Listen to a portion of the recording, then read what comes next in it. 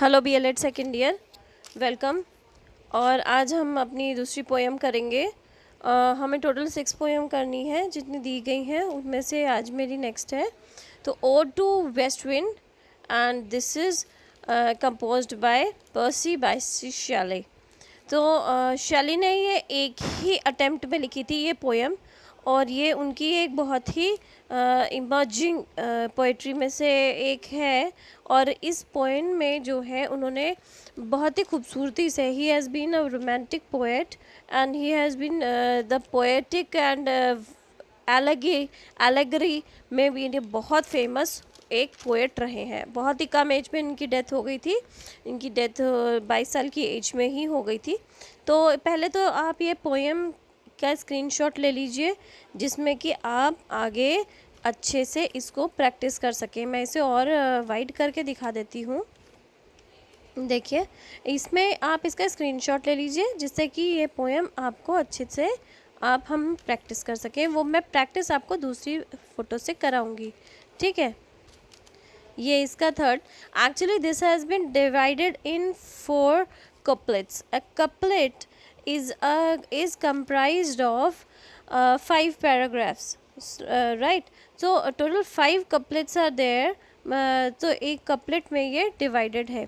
तो 5th couplet ये है, और ये एक्चुअली ये पोएम जो है ये इस चीज़ को बताती है, जो वेस्ट विंड बह के आती है वेस्टर्न एरियाज से। तो वो विंड अपने साथ जो है पतझड़ के मौसम में कितनी तेज़ होती है, और किस तेज़ी से वो बह के अपने साथ पत्तों को लाती है, और पत्तों को ले भी जाती है, और बीजों को भी ले जाकर मिट्टी के अंदर दबा देती है। और नेक्स्ट सीज़न यानी कि स्प्रिंग सीज़न में वो है उनको, उन्हीं बीजों को जो है वो बड़े हो जाते हैं और वो न्यू प्लांट्स बन जाते हैं। तो आगे बढ़ते हैं। इसमें जो जो फिगर ऑफ स्पीच यूज़ हुए हैं, हम पोएट के बारे में लास्ट में पढ़ेंगे, हम समरी भी लास्ट में करेंगे। और इसमें जो जो फिगर ऑफ स्पीच यूज़ हुए हैं उसको मैं आपको अभी बताती चलती हूँ line by line. After that मैं आपको सेंट्रल आइडिया भी कराऊंगी, ओके। तो आगे बढ़ते हैं। हमारी पोएम ये इस प्रकार है, ये देखिए। O wild west wind, thou breath of autumn's being. इसका आप स्क्रीनशॉट ले लीजिए, और अगर ये क्लियर नहीं है तो मुझे बताइएगा। I will be telling you, I will be giving you in written और printed form. So O wild wild west, thou breath of autumn's being. O west की विंड, यानी कि वो पतझड़ की विंड जो कि पतझड़ की आत्मा भी है, ठीक है। तो इसे आत्मा की संज्ञा दी गई है, इसलिए हम इसे पर्सोनिफिकेशन यहाँ पे लगा है। Thou from whose unseen presence of leaves dead. तो जैसे कि ये वैसे ही जैसे कि from unseen presence of leaves dead, जैसे कि लीव्स, मरी हुई पत्तियां जो हैं उन्हें कोई नहीं देख पाता है, उन्हें तुम बहा के ले जाती हो। और driven like ghost from an enchanter fleeing, जिस प्रकार की अदृश्य आत्माओं को एक जादुई शक्ति भगा के ले जाती है। Yellow and black and pale and hectic red. तो किस प्रकार की पत्तियां हैं? Leaves are of yellow and black and pale और हेक्टिक रेड। पेल मतलब कोई कलर नहीं, ब्लैक और येलो भी है, और एक सूखा सा लाल रंग भी है, जो कि जैसे ड्राइड लीव्स का होता है, दैट इज़ हेक्टिक रेड। तो इनमें जो है इस तरीके की पत्तियों को पर्स्टिलेंस स्ट्रिकन मल्टीट्यूड्स ओ दाओ। जिस प्रकार पर्स्टिलेंस और स्ट्रिकन मल्टीट्यूड्स का अर्थ है, यहाँ पे मैंने हाईलाइट किया हुआ है, मतलब इस हाईलाइटेड टेक्स्ट को मैं आपको बताती चलूँगी। हाईलाइटेड टेक्स्ट का मतलब है, जैसे इस प्रकार छूत के रोगों से स्ट्रिकन मल्टीट्यूड्स, लोग दूर भाग जाते हैं, यानी अपने शहरों को छोड़ के भाग जाते हैं। O thou who chariotest to their dark wintry bread. इसी प्रकार है वेस्ट विंड, तुम ले जाती हो, और चैरियटिस्ट मतलब वो रथ के जैसे सारथी होते हैं, उन्हीं को बहा के ले चली जाती हो। नेक्स्ट, अब हम इस ओ वाइल्ड वेस्ट विंड में देखते हैं ऑटम्स विंग में किस प्रकार का पैराग्राफ दिया हुआ है। तो ये जो सीक्वेंसिंग की है इन्होंने, ABA, BCB, CDC और DED, इस फॉर्म में सीक्वेंसिंग की गई है, ओके, मैं पहले भी बताया है आपको कि ये जो है ये 5 उसमें पार्ट्स में डिवाइड किया गया है। तो पर्सोनिफिकेशन पहले में, क्योंकि ऑटम्स बीइंग जो है वो ब्रेथ बता रहे हैं, तो ब्रेथ तो जीवों में होता है। फिर एपोस्ट्रॉफी है, फिर जो है आपका इन्वर्जन सेकेंड लाइन में है, लीव्स डेड, और फिर सिमली है लाइक, क्योंकि यूज़ हुआ है तो वहाँ पे सिमली यूज़ हुआ है।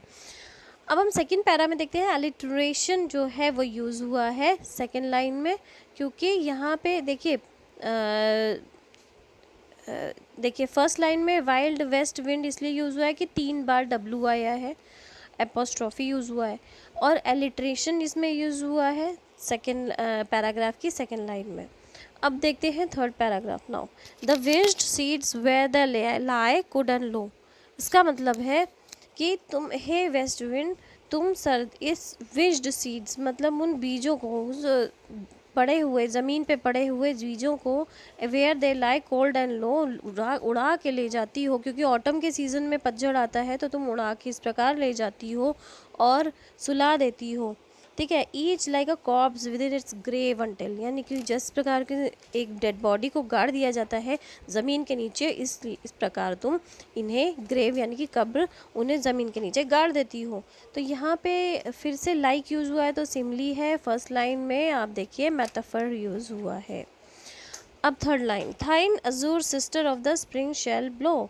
अब इसने इन्हें स्प्रिंग को इसकी बहन का रूप करार दे दिया है कि ऑटम जो की बहन जो है स्प्रिंग, जब तक स्प्रिंग नहीं आती है तब तक वो बीज अपने कब्र में यानी दफन रहते हैं, मिट्टी के अंदर दफन रहते हैं, तो अपनी उन्होंने कब्र बता दिया है। और उसके बाद में जैसी स्प्रिंग आती है सो बारिश में उनको they starts to becoming a seedling and a plant. Her clarion over the dreaming earth and fill.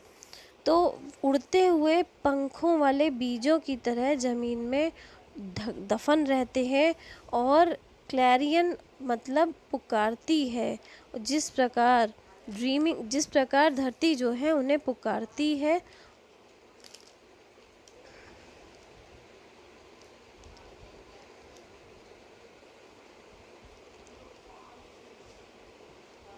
Next para, right.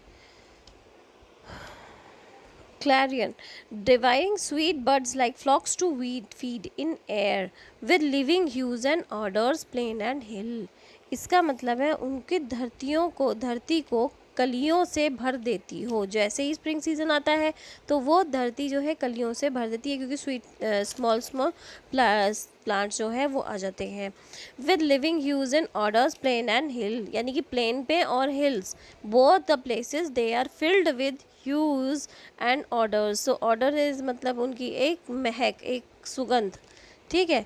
तो इसका मतलब ये था। अब देखिए इसका स्ट्रक्चर, थोड़ा सा स्ट्रक्चर देख लेते हैं। और टू द वेस्ट विंड का स्ट्रक्चर जो है 2 पार्ट में डिवाइडेड है। 5 कैंटोस, जैसे मैंने बताया था 5 कैंटोस में डिवाइडेड है। जो पहले 3 कैंटोस हैं वो क्वालिटेटिव पावर क्वालिटीज़ बताते हैं वाइल्ड वेस्ट विंड के बारे में, कि ये वाइल्ड है और क्या क्या इसकी क्वालिटीज़ हैं, ये क्या लाती है, पेड़ों से किस प्रकार बहती है। उसके बाद नेक्स्ट पैराग्राफ में ये भी बताते हैं कि जिस तरह जंगल जो है वीणा की तरह है, जिसमें जब ये बहती है तो वो उसके तार, जंगल जो है वीणा के तारों की तरह है, और इट स्टार्ट सिंगिंग। द 2 जो कैंटोज हैं लास्ट में वो स्पीकर और विंड के बीच में जो कोरिलेशन है उसके बारे में डिस्कस करता है, ठीक है। तो ये जो नोट्स है ये आप नोट डाउन कर लीजिएगा। 5 कैंटोस और हर कैंटोस में 14 लाइन होती हैं। ये सोनेट नहीं है, it is like in sonnet but is not actually a sonnet. Sonnet में क्या होता है, पहली 8 लाइन होती है उनमें प्रॉब्लम होती है, अराइज करता है पोएट, और जो लास्ट की 6 जो नेक्स्ट की 6 लाइन होती हैं लास्ट की, उनमें जो है उसी प्रॉब्लम का सोल्यूशन भी देता है, ठीक है। ये एक ओड है जिसमें एक पर्सन को एक एड्रेस किया जाता है, और इसमें राइम स्कीम इस प्रकार है जैसे कि मैं ये दिया हुआ है। क्या है, A B C B C D C D E D E E, ठीक है। तो इसे नोट कर लेना, जब भी अगर इस पोएम के बारे में आता है आपको इसी प्रकार से इसकी जो है स्ट्रक्चर को ज़रूर ही डिफ़ाइन करना है। पहले स्ट्रक्चर डिफ़ाइन करेंगे फिर पोएम को डिफ़ाइन करेंगे। आगे देखते हैं। नेक्स्ट,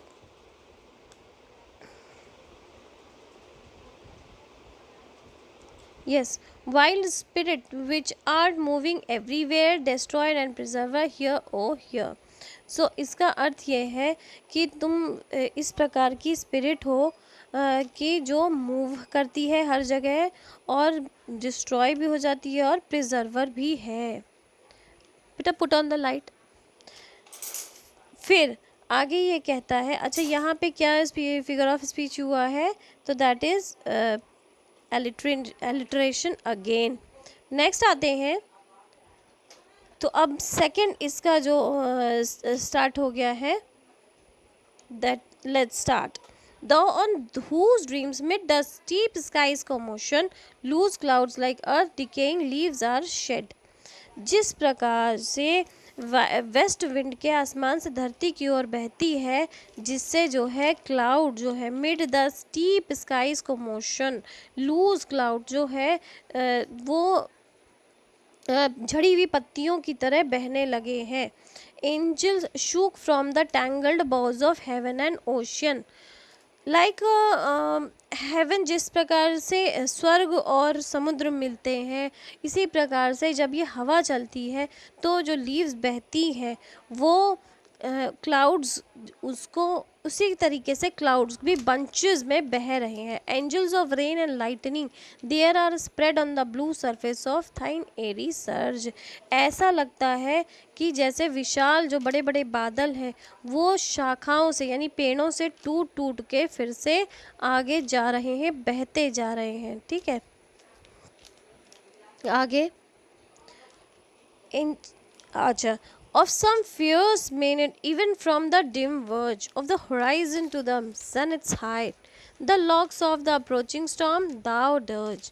सो इसका मतलब है फियर्स मेनेट। मेनेट को अंडरलाइन कर लीजिएगा। मेनेट का अर्थ है वाइन के जो देवता हैं उनकी शिष्या। तो इस जिस प्रकार उसके बाल even from the dim verge, जिस प्रकार हल्की रोशनी में भी उसके बाल जो हैं वो ऊपर की तरफ उड़ते हैं। जैसे जब कोई नीचे आता है, ऊपर आसमान से नीचे उतरता है तो उसके बाल ऊपर उठ जाते हैं, उसी प्रकार से उनकी शिष्या के भी बाल जो है ऊपर की तरफ है। Of the horizon to the zenith's height, और एकदम खड़े हुए बाल हैं आसमान की नीली सतह पर। जैसे जब वो उतरती है तो इस तरीके से बादल भी चमकीले और दिखाई पड़ते हैं। ठीक है, बादल भी साफ एकदम खड़े और चमकीले दिखाई पड़ते हैं। ऑफ सम ठीक है, of the dying year to which the closing night. तो इसी तरीके से तुम बहती हो जिस प्रकार की जैसे कि अंत हुआ साल, यानी कि 31 जैसे दिसंबर होता है ना, उसका एंड होता है तो साल का, इस प्रकार से एंड ऑफ द ईयर जिस प्रकार से आता है उसी प्रकार से तुम एकदम ही सब कुछ ख़त्म करते हुए बहती हो।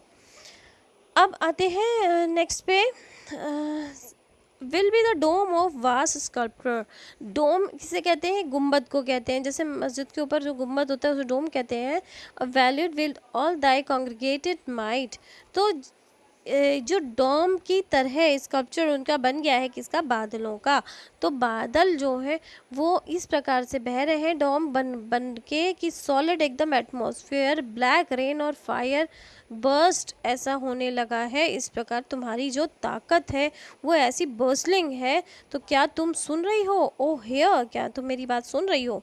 नेक्स्ट थर्ड कपलेट में देखते हैं, thou who didst waken from his summer dreams the blue Mediterranean where lay lulled by the choir his crystalline streams। That means poet west wind की ओशन में कैसे पावर को दिखाती हो।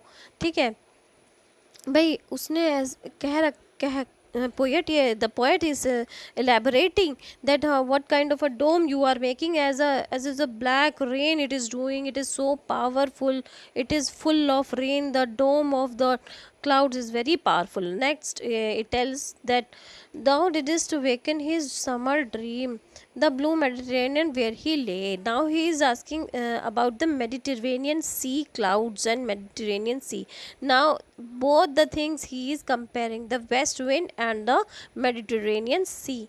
So ऐसा भी क्वेश्चन आ सकता है एग्जाम में कि इस पोएम में और टू वेस्ट विंड में पोएट किस सी की बात कर रहा है, वेस्ट विंड की किससे कल्पना करता है, और इसमें जो पोएट अपनी तुलना किससे करा, सो वो पोएट की जो poets comparison with the air that I will discuss in next couplet. Beside, yes, thou who didst waken his summer dreams, those now the poet is saying that it's a hyperbole, actually personification and hyperbole, कि who are just waken up from the summers and the summers are just going, as I told you in the early poem कि summers are the best season in London. So those who have just enjoyed the summers and now the blue Mediterranean where the west wind is laying lulled by the coil of crystalline stream, the streams यानी कि लहरें वो they are so shiny कि जब वो लहरों पे सूरज की रोशनी पड़ती है तो they shines like diamonds and they are so shiny and crystal like shine is there, so that कि जो उसके अंदर जो महल और जो वो सब जहाज़ वगैरह डूबे हुए हैं कि उसके अंदर से जब उसकी रोशनी गुजरती है इट्स नीचे पड़ रही है तो वो कांपते हुए दिख रहे हैं. Beside the pumice isle of Baiae's bay and saw sleep old palaces and towers quivering with in the waves in intenser day. So intense means उसके अंदर की जो दरारें हैं उस दराज़ें हैं उसके अंदर से उसको दिख रहा है और नीली हरी जो काई है उससे मुझे ये इसकी रोशनी का पता लग रहा है. Yes, all overgrow with azure moss and flowers so sweet the faints picturing them. Now he is saying कि जो भी मॉस है और घास है, जो मॉसेस होती हैं काई जो होती है तो वो काफ़ी होती है जिनमें ठंड पड़ती है जिन प्रदेशों में, तो वो मॉस जो है इस तरीके से फैली है, फ्लावर्स भी ऐसे लगे हैं कि इसकी जो पिक्चर्स है उस पर जो लाइट पड़ रही है उसकी पिक्चर को मैं बयान नहीं कर सकता. I cannot explain the beauty that picture which is that shine of the streams is putting on the mosses and flowers. Okay, next. Cleave themselves into jasmine while far below the sea blooms are the osier woods which wear the sample foliage of ocean. No, अब actually बच्चे मैं आपको ये बता दूं कि ये poem बहुत बड़ी है तो अभी मैंने जितना किया है मैं उतना ही नेक्स्ट पार्ट में अभी यहीं से शुरू करूँगी. So okay, so please see the next part also. Okay, take care and do write the summary of this poem. At the end I will discuss the summary as well as central idea of this poem.